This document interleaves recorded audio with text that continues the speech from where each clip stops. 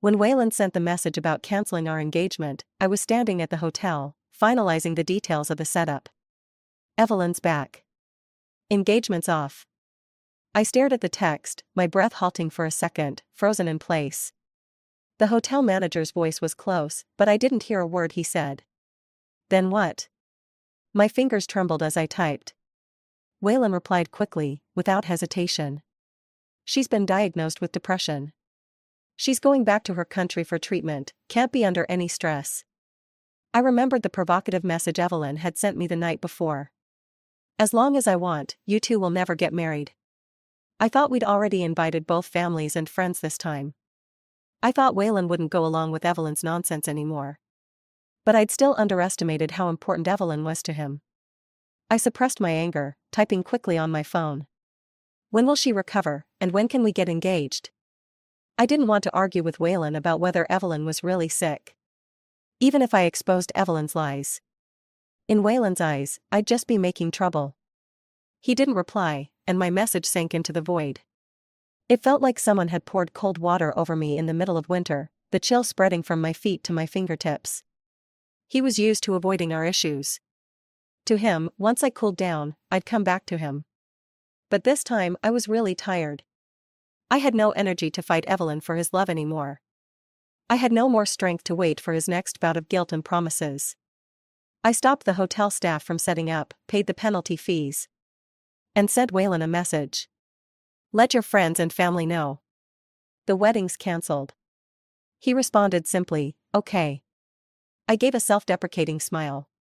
Then deleted Waylon from my friends list. 7 years with Waylon, on and off. Every time, it was because of Evelyn. He loved Evelyn, but couldn't marry her. He didn't love me, but had to marry me. Waylon's mother had once said to me very plainly. She didn't mind my family's current poor state. She'd taken on the pressure and accepted the marriage because she thought I was somewhat attractive and had a childhood bond with Waylon.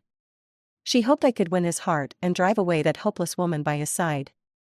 I once believed that as long as I worked hard enough, as long as I stayed by Waylon's side, he would eventually change his mind. But sadly, that day never came. My love for Waylon had slowly faded, bit by bit. When I went back to the villa to pack my things, Waylon still wasn't back. He was having dinner with Evelyn at a restaurant. Evelyn's post on IG didn't show Waylon's face, but clearly captured the ring on his hand. The engagement ring we'd chosen together. I took off the ring on my finger and placed it on the dining table. After thinking for a moment, I decided there was no need to draw his attention to it. I picked up the ring and tossed it into the toilet. Just as I was about to leave with my suitcase, Waylon and Evelyn entered the door, hugging each other. Long time no see. I greeted Evelyn with a smile.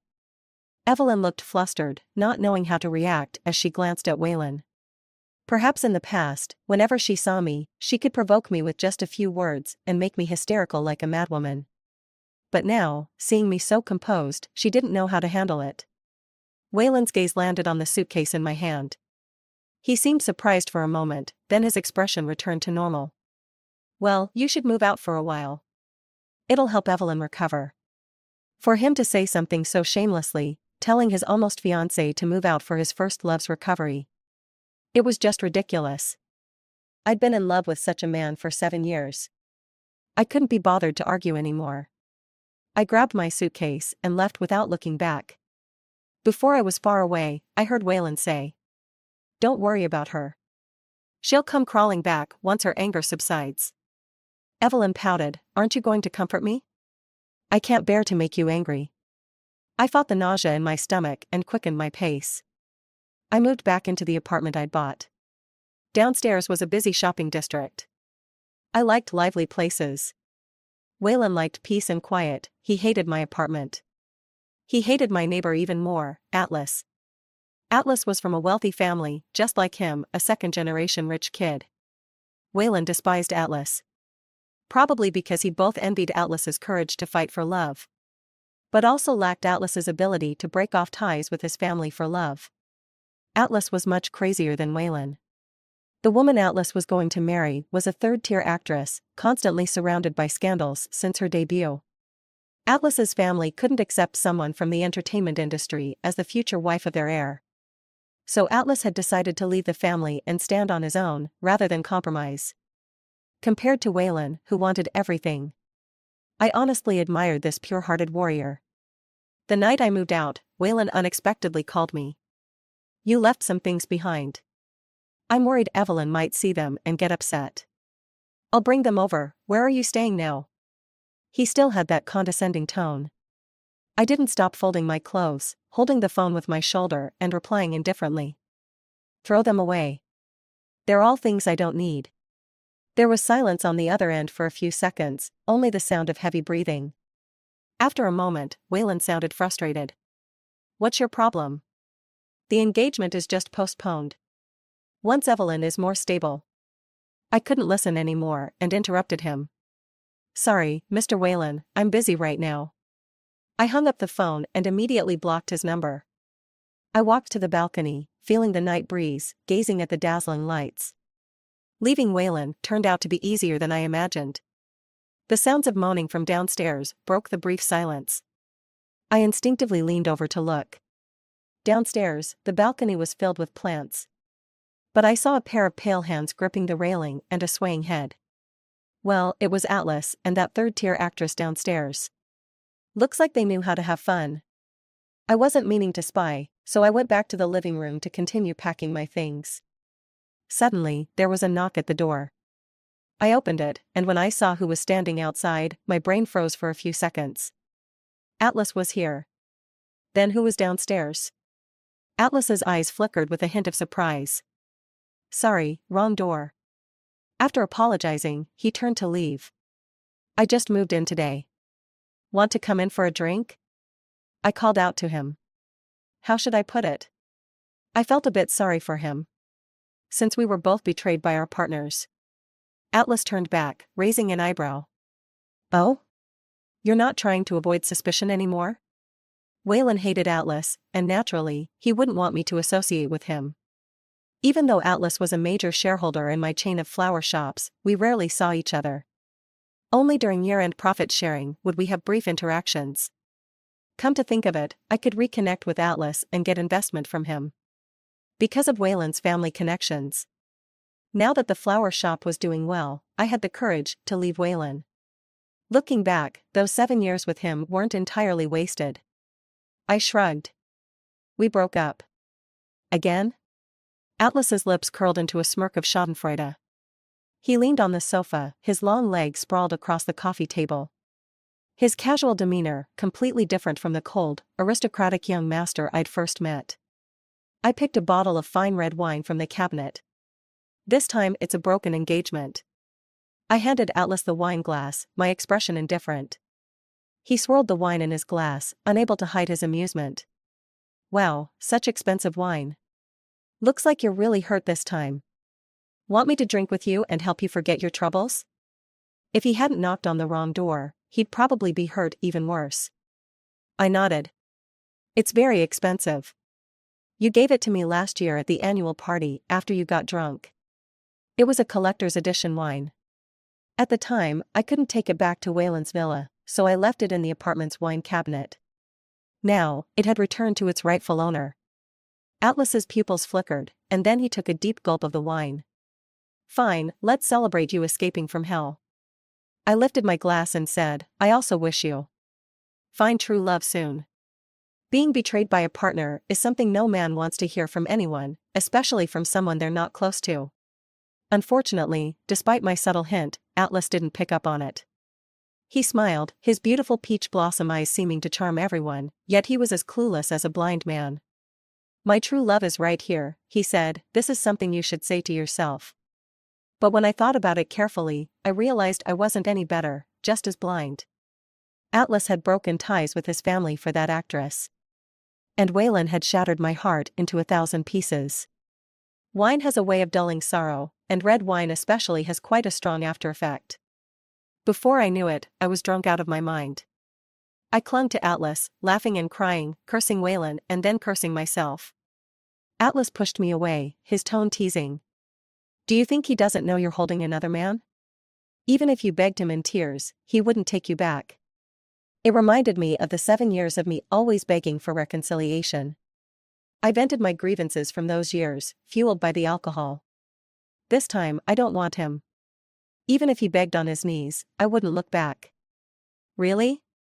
Atlas asked, his gaze intense.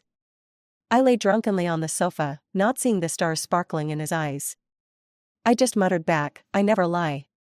Half dreaming, half awake, I felt a warm pressure on my lips. The sensation spread across my body in waves, leaving me shivering. Instinctively, I responded to the fiery passion. By the time I came to my senses, it was already noon the next day. My whole body ached, as though I had been run over. Looking at the scattered clothes on the floor, I saw Atlas beside me, lying bare-skinned. His long lashes rested on his cheeks, and he was deep in sleep. On his chiseled chest were traces of lingering kisses. Bits and pieces of last night started to come back to me. My brain exploded in realization. Had I really slept with Atlas last night? No matter what his girlfriend did yesterday, they were still together. What did that make me? What if rumors spread that I had broken up their relationship? One word from anyone, and I'd be drowned in their spit. I held my breath, carefully removing Atlas's arm from my waist. I crept around like a thief, put on my clothes, grabbed my phone, and rushed out of the apartment. I sped all the way to the office, finally letting out a long sigh once I was there. I hoped Atlas would wake up and, like me, forget the absurdity of last night. Mr. Wayland is waiting for you in the office. He just had a huge outburst. The secretary looked nervous, probably because Wayland had yelled at her too. I entered the office, where Wayland was leaning against my desk, arms crossed, with my suitcase beside him. When he saw me, he scowled. You actually blocked my number. These are your things. Once Evelyn's condition improves, you can move back. I gave a self-deprecating laugh and replied. We've called off the engagement, what's the point of keeping each other's numbers? Please, Mr. Wayland, block me too. Wayland's eyes faltered for a moment, then he became impatient. I've told you before, don't even think about comparing yourself to Evelyn. In my heart, she'll always be number one. If you want to keep the position of my wife, you'd better know your place. I couldn't help but interrupt him. Mr. Wayland, did I not make myself clear? We've called off the engagement. Who's number one in your heart has nothing to do with me. Got it? I emphasized the last sentence, each word sharp. He froze for a second, his gaze locking with mine, cold and indifferent. It was the first time I saw Wayland so angry and embarrassed in front of me. His veins popped on his neck as he pointed at me and shouted. If you want to play hard to get, I don't have the time for your games. I'm giving you one last chance. Either cooperate with Evelyn's treatment and we'll get engaged once she's better. Or you'll never see me again in this lifetime. I coldly bent down and picked up the papers he had thrown on the floor. As long as Mr. Wayland never comes here to lose his mind again, I promise we'll never meet again in this lifetime. He was so used to me pampering him that he couldn't handle this level of disdain and neglect. Wayland slammed the door on his way out, grinding his teeth as he spat out. Don't come crawling back to me like a dog, begging for reconciliation. I'm tired of seeing you like that. My heart ached like it was being pierced by needles. Even though I didn't love him anymore, after 7 years of investing in this relationship, the feeling of having my heart trampled was unbearable. I didn't have much time to wallow in self-pity. Atlas's calls and messages bombarded me. Bitch, sleep with me and run off. Is this how you treat your investors? Didn't you enjoy last night? I'm giving you 3 minutes. If you don't answer, I'm coming to your company. Looking at Atlas's messages, my heart raced uncontrollably. I was both frightened and confused, so in a panic, I turned off my phone. Although last night wasn't entirely my fault. I didn't exactly refuse either. Atlas was someone who didn't care about anything. I was different. My career was just beginning, and I had too much to consider. I couldn't afford to provoke him, so I had to hide. I booked the fastest flight to Paris. The visa I had gotten was originally for a honeymoon with Wayland. Now, it was being used to escape from the emotional mess I had created. I hid in Paris for over a month. All I did was eat, shop, and go to flower shops, while frantically searching for news about Atlas and Leah. I was terrified of seeing news about them breaking up. No matter the reason, it would be bad for me. Until a reporter leaked a story that Leah and Atlas had been shopping for jewelry together, with rumors hinting that their wedding was near. The photos were taken from a hidden angle, but it was clear that they were picking out engagement rings. A weight lifted off my chest, and I booked a flight back home. Lately, I had lost my appetite and felt exhausted. The day after I returned, I went to the hospital. After some tests, the doctor's words were like a thunderclap. "You're 4 weeks pregnant. Do you want to keep the baby?" Everything spun around me, and I felt the world go silent. Holding the pregnancy test form, I couldn't even remember when I left the clinic. Every step I took felt like walking on cotton. I clearly remembered taking the morning after pill the day I arrived in Paris. "Hazel?" A familiar voice called out to me. I turned and saw Waylon and Evelyn holding hands, looking all affectionate. Evelyn approached me with warmth. "Are you feeling unwell? Why are you here alone?" I told Waylon I could come alone, but he insisted on accompanying me. Evelyn had always been like that. Her gentle tone used to make me lose control of my emotions. But now, I didn't love Waylon anymore, so I wasn't moved and just found her annoying. "You're too weak to even take care of yourself. I bet Waylon still has to help you with everything at home." That one sentence ended the conversation, and Evelyn's eyes reddened. Her gaze locked onto the pregnancy test form in my hand. "You're pregnant?" Tears started to roll down her pale face. Waylon, who had been standing in the background, stepped in front of Evelyn. His brows furrowed, his expression cold. "Get rid of it. Don't make things difficult for yourself." I shot him a cold glance. "It's not yours." Waylon's face darkened, and anger surged in his eyes. I wasn't interested in dealing with his emotions. I walked around them and left. In the hospital parking lot, Waylon caught up with me and grabbed my wrist. I was worried it would affect Evelyn's mood earlier. "Keep the baby, and I'll forget everything that happened before." His voice was so condescending, as if he was doing me a favor. "Mr. Waylon, are you really that thick-headed? The baby is not yours." I yanked my wrist free from his grip and didn't waste any more words on him. "Not mine? Could it be that you have another man?" Waylon's smile was subtle, his tone full of disdain. He wouldn't believe that I could be carrying another man's child. For all these years, I've tolerated and endured with no boundaries in love. That tolerance has been the source of Waylon's confidence and superiority. And today, I shattered it myself, and for some reason, there's a strange sense of revenge that feels almost satisfying. "You're 4 weeks pregnant. Do the math, could this child be mine?" I gave him a cold smile, holding out the pregnancy test results. The moment Waylon saw the test, his smile froze on his face. He grabbed the paper and looked at it again and again, his face twisting with anger. He tore the test results to shreds. Shouting angrily, he demanded, "Whose child is it? How dare you hide this from me and go find another man? When did this happen? How long have you been seeing him?" The sudden betrayal threw Waylon off balance. He yelled at me in the parking lot, furious. After all, in his eyes, I was just the loyal, devoted puppy that couldn't be shaken off. Even though my night with Atlas happened after we had broken off our engagement. To him, it felt like the ultimate betrayal, a metaphorical green hat. I replied softly. "Not long, but enough to outweigh the 7 years I spent with you. I'm only now realizing what it feels like to be loved. To feel genuinely happy." Having loved, I now knew how to wound him deeply. The last sentence I said lightly, with an air of ease. But Waylon's face turned pale in an instant. I had never seen him so stunned before. He just stood there in a daze. Even after I drove off, he didn't snap out of it. Looking at Waylon's forlorn figure in the rearview mirror. I didn't feel excited anymore, nor did I feel sad. I only felt like there was a void opening up inside me. 7 years of love had come to a complete end. The feeling was hard to describe. I had barely turned a corner when my car was forced to stop by a sports car. Atlas got out and walked over briskly. He bent down and opened the driver's side door. His tall figure exuded a strong sense of dominance.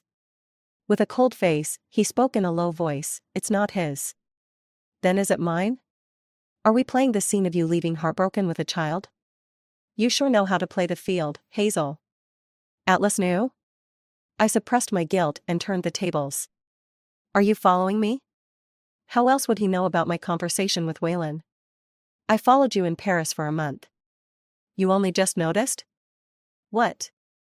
How did you know I went to Paris? Atlas sighed, explaining patiently. You had your secretary book the flight and hotel. As a company shareholder, isn't it easy for me to know the CEO's itinerary? Then, his tone softened. I'm a little worried about the IQ of our child. I met his intense gaze, and my heart skipped a beat. This kind of magnetic atmosphere, Waylon and I never had anything like this in 7 years. A car behind us honked loudly, covering up my flustered confusion. The light's green. The driver behind yelled at us. My ears turned red, and my heartbeat quickened. Can you move the car? Let's talk when we get home, all right? Atlas deliberately misinterpreted my words. Fine, then we'll talk at home. He emphasized the word home in the most suggestive tone. I found myself subconsciously avoiding his direct gaze. Before I realized it, he planted a soft kiss on my cheek. By the time I recovered, he was already back in the driver's seat. His playful actions had me in a daze, and I ended up following him back to his apartment without realizing it. But now that the situation was out there, running away wouldn't help. Atlas and I needed to have a serious talk. Once we got home, I said directly. This child was an accident. I'll go to the hospital tomorrow to make an appointment. But before I could finish, I was pulled into his arms from behind. His hot breath brushed against my ear. My body stiffened, and the words I hadn't finished saying were swallowed up. How could you be so heartless? You've been avoiding me for over a month, and now you want to abandon our child? I pushed against his chest to break free, keeping just enough distance between us so I could speak normally. You're willing to sever ties with your family for Leah.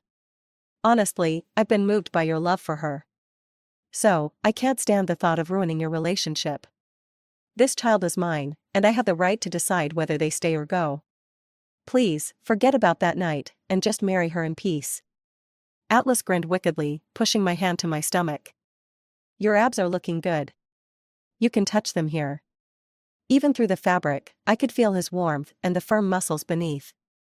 My ears turned bright red, and I tried to pull my hand away, but he held it tightly. Who told you that I'm marrying Leah? Aren't you two going to pick out? I'm not playing this game with Leah. Would I have come back from Paris otherwise? I was even more confused now. Why would Leah help you play this game and trick me into coming back?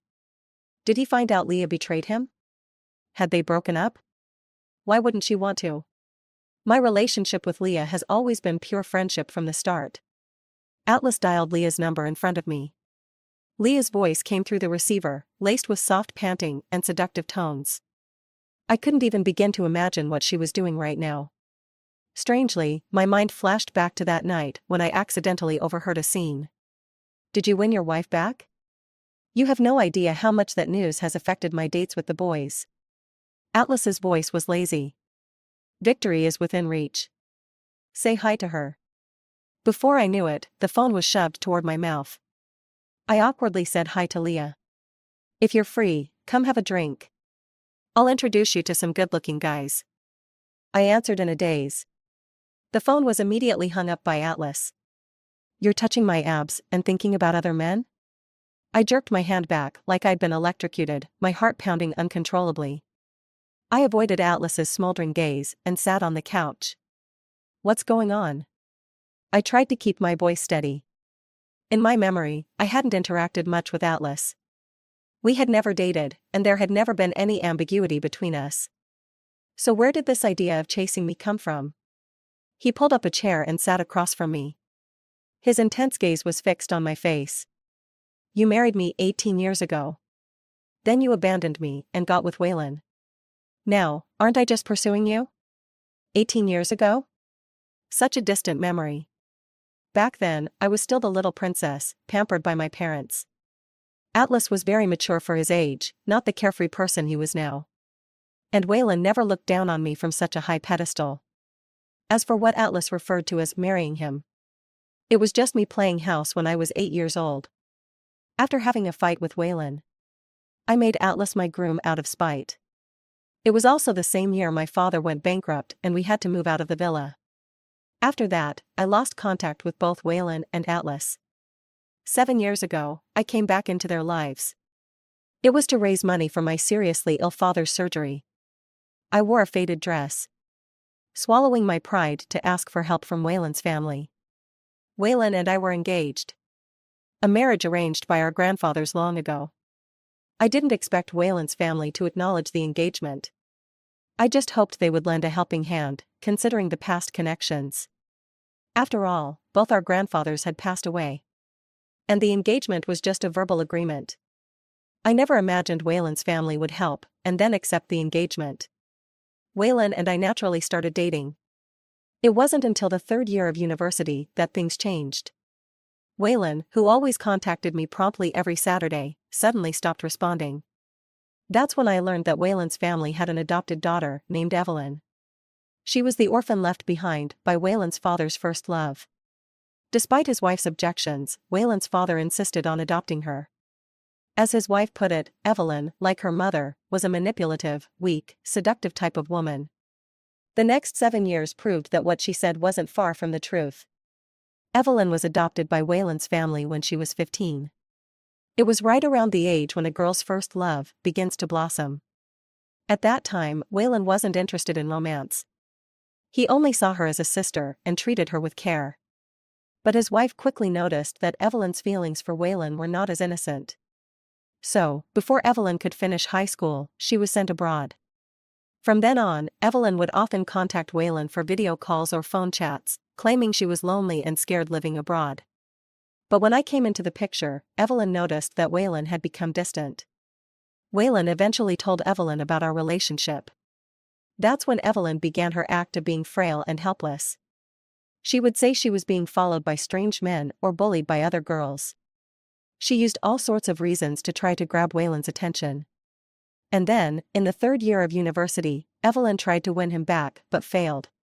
She ended up taking her own life. Waylon, unable to inform me in time, immediately bought a plane ticket and rushed to her side. I can only imagine that when Waylon saw Evelyn lying weakly on that hospital bed, recounting her unspoken love for him, he must have been shocked and moved. After he returned, I could feel that his heart was torn between Evelyn and me. I thought I was helpless. Without Evelyn's cunning and schemes, I had no chance. Ultimately, Waylon's emotions tilted in her favor. Perhaps the entangled triangle between Waylon and Evelyn had drained him emotionally, but I never noticed Atlas's intense feelings for me. I missed the red-rimmed eyes when we reunited after 18 years. I didn't even realize, as Waylon and I walked side by side on campus, that Atlas was watching from the distance, looking lonely. I didn't know that during the times Waylon hurt me, Atlas had already made up his mind to win me back. Atlas wanted to marry me. Our engagement was a hurdle for him. So, 4 years ago, he and the carefree Leah hit it off immediately. He invested in her and protected her, making sure she didn't have to deal with the harassment of older rich men and could date as many handsome guys as she wanted. Leah's antics helped lower the bar for entering Atlas's family. Atlas explained that marrying into his family was like putting out a fire on a roof, while marrying into Waylon's family was like opening a skylight on the roof. Given this, his mother would definitely smile and bless me and Atlas. That was his plan for 4 years. Of course, him starting his own business was an unexpected bonus. Even if I didn't marry into his family, his wealth could provide for me for a lifetime. At that moment, I thought I finally understood Waylon's feelings. Because, after all these years, he had liked me since that childhood game of house when we were kids. Was it possible he had liked me all this time? I couldn't believe it, but I was deeply shocked. We were only 8 years old back then. Aren't you a little too mature for your age? He corrected me seriously. You were 8, I was 10. I pulled my hand out of his grasp. How are you so sure I'll break up with Waylon? And how do you know that if I do, I'll be with you? A playful smile tugged at his lips. Of course, I'm confident. After all, I've done so much to make sure you're happy. He emphasized the words happy and purposely stood up to display his abs and chest like a peacock showing off its feathers. I couldn't help but feel flushed and my mind went into a chaotic blur. Uncontrollably, I thought back to that night. Go back first, let me be alone for a while. I pulled open the door, signaling for him to leave. The shock of today's events was too much for me to handle all at once. Atlas froze with his hand still lifted as if to lift his shirt. His dark, deep eyes were full of a wounded look that unexpectedly tugged at my heartstrings. If you won't let me stay, it must be because my abs aren't good enough. I'll go back and keep working on my fitness. He turned to leave but paused, his smile fading into a serious expression. His gaze fell on my stomach. He opened his mouth to speak, but I interrupted him. Give me 3 days to think about it. Don't contact me during these 3 days. Atlas was a man of his word. For the next 3 days, he didn't contact me. But I couldn't escape his presence. He showed off his body on Instagram, posted pictures of his abs, and walked by me in a suit pushing a shopping cart, as if by coincidence. I finally understood the meaning behind his perfect three-point shots at the basketball court during college. So this is what it feels like to be loved in such an active and vibrant way. I even started thinking that Atlas would make a fun, great dad. On the 3rd day, I went to the hospital. The moment I heard the baby's heartbeat, I found my answer. Carrying bags of supplements, I was heading back to my apartment when I saw Evelyn from a distance. Her hair was disheveled, and she was still wearing slippers. She looked dazed as she flagged me down and defiantly shouted. "Where's Waylon? Where have you hidden him?" I rolled down the car window and coldly retorted. Why would I hide trash like him? Evelyn froze, then pointed at me and started yelling. Ever since I ran into you at the hospital, Waylon has been unreachable. He's never treated me like this. You're so shameless, using a child to trap Waylon, and then pretending to be so noble? Do you really think Waylon loves you? To him, you're just a machine for having babies. Evelyn's hysterical behavior was nothing like her previous sweet, innocent persona. I couldn't help but feel a little amused. Is this what fate is? For the past 7 years, whenever Evelyn returned to the country, Waylon would disappear for a while. Every time I went to confront her, she would laugh and mock me. Going to your rival's hotel to find your boyfriend? You're truly adaptable. I could imagine how proud she had been back then, and now, how humiliated she was. Evelyn had many tricks to make Waylon show up. Cutting her wrists, pretending to jump off buildings, and now, even using her depression as an excuse. It seemed she had exhausted all her methods, but with Waylon still nowhere to be found, her emotions finally snapped. I quietly watched her lose control from the car. When she finally calmed down a little, I spoke calmly. Waylon's not here, and the baby isn't his. I'm not like you, I don't interfere in other people's relationships, and I don't have a habit of picking up trash. Evelyn froze, her face pale. She mumbled, No. No. Waylon loves me. You must have lied to him, claiming that the child was his, and that's why he left me. I didn't respond and started the car, leaving her standing there. I wasn't disturbed by her appearance. Back at the apartment, I eagerly looked up videos on prenatal education. My dull life suddenly felt more vibrant with the anticipation of the future. That night, I had a bizarre but beautiful dream. I was holding our baby and having a wedding with Atlas. After the wedding, we lived happily as a couple, and our child was well-behaved and understanding. But the dream abruptly ended with a rhythmic knock on the door. Half awake, I opened the door. It was Atlas, leaning against the doorframe. He was bare-chested, the bath towel strategically draped to highlight his abs. In my dream, Atlas was also very enthusiastic about showing off his abs. He even performed tricks like cracking walnuts with his abs and opening a bottle of wine. I groggily murmured, Baby, you're back. What did you just call me?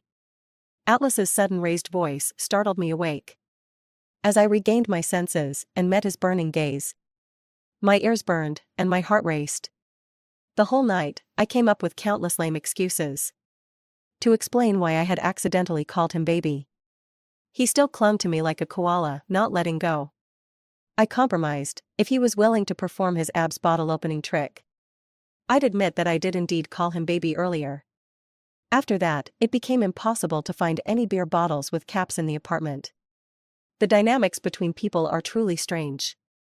I've been with Waylon for 7 years, yet there's still an unspoken distance between us. But after only 7 days with Atlas, the comfort between us felt as though we had been living together for years. I wasn't afraid to appear in front of him in any outfit. And I didn't have to think about which jokes might go too far. As I approached 30, I finally felt the sweetness of being in love. The morning Waylon came to the apartment, Atlas and I were about to go apply for a marriage license.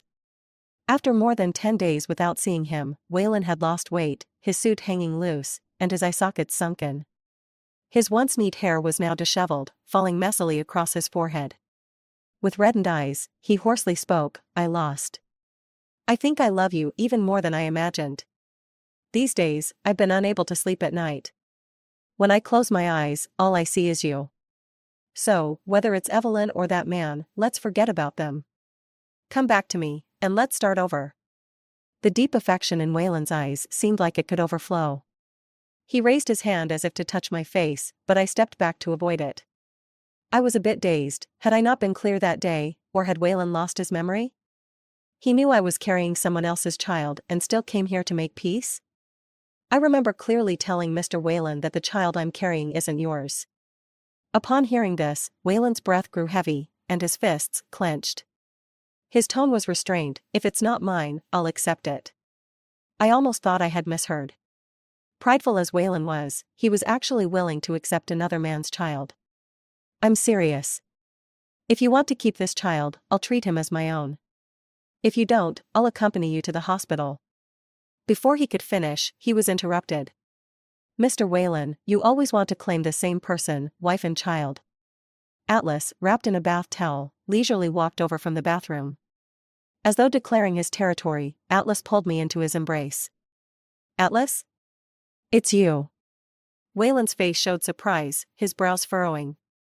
Atlas nodded, a proud smile curling at his lips. "Yes, it's me." Waylon stood there, stunned for a full 10 seconds, his gaze complex.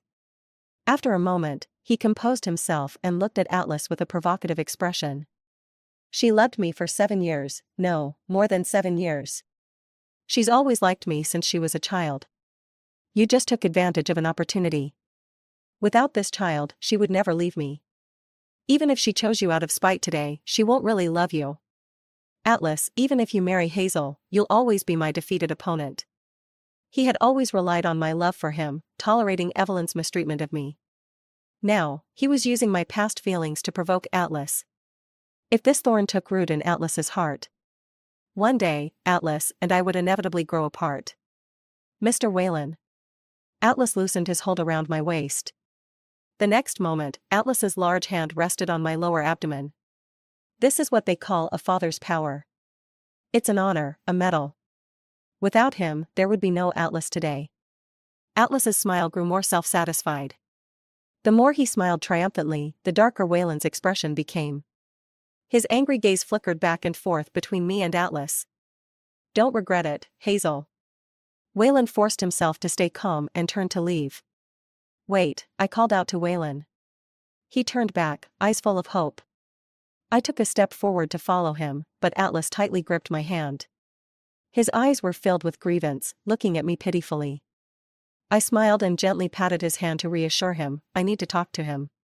Reluctantly, he let go and returned to the room. Standing in front of Waylon, I extended my hand. "I bought the ring, so give it back to me." Waylon was still wearing the engagement ring I had chosen for him. I no longer wanted anything to do with him and certainly didn't want to keep a memento that would remind me of him. Waylon's gaze slowly dimmed. His eyes filled with a mixture of sadness and lingering hope. "I don't believe you've really fallen for him. Can you really fall in love with someone so easily?" I lowered my gaze and murmured, repeating softly. "I didn't expect it to be so easy to fall in love either. Being with Atlas these days has made me genuinely happy. I haven't thought about you once, Waylon." I lifted my head, meeting his gaze firmly. "I really don't love you anymore. I really do love Atlas. Your family has done me a great favor, Waylon, and I don't want things to get ugly. Let's part on good terms." Waylon's eyes reddened in an instant. He stared at the silver ring for a long time, his smile bitter. "Looks like I really lost you." Slowly, Waylon took off the ring and placed it in my palm, still warm from his touch. His voice was filled with longing, if the engagement hadn't been called off. I interrupted him, "There are no ifs. Everything happens for the best. After saying that, I turned and walked straight back to the room, leaving Waylon with my resolute back. When I returned to the room, I saw Atlas with a grin he couldn't hide. I heard everything you two said. So, you chose to marry me, not because I'm the father of your child? I didn't want to hide anything anymore, so I stood on tiptoe and wrapped my arms around his neck. No. And the reason I called you baby that night was because I dreamed we got married. So, my baby, when are we having our wedding? I don't want it to be like in the dream, marrying with a child in my arms. Finally, I saw the galaxy of stars flickering in Atlas's eyes. He was so moved, he couldn't speak, leaning down to kiss me again and again. His love blossomed freely between his lips. We'll have the wedding this month. His gaze was dazed as he whispered, his words full of joy. The day Atlas and I went to his family with our marriage certificate, Leah had announced her romance with a young man, mentioning Atlas and thanking him for his protection and the smooth collaboration, also congratulating him for finally winning over the woman of his dreams. His mother looked at the news with mixed feelings. Angry that he had caused such a stir with a female celebrity, but happy that he wasn't actually marrying her. His father looked sternly at Atlas, scolding him that if he had focused on the company, he could have retired by now and traveled the world with his wife. As expected, Atlas's parents were very pleased with me. Once they learned about the child, they immediately began planning a retirement trip to take their grandchild around the world. Atlas and I had a smooth wedding. There was only one small incident. Evelyn climbed to the rooftop of the building across from the hotel to force Waylon into marriage. Unfortunately, after the wedding, Waylon still didn't show up. Evelyn stood there, her legs weak, but fearing for her life, she left on her own. On our wedding night, Atlas looked troubled as he practiced his abs in the gym. I asked him, "Why aren't you smiling?" He said, "I'm waiting to laugh really hard after the baby is born." End of the story.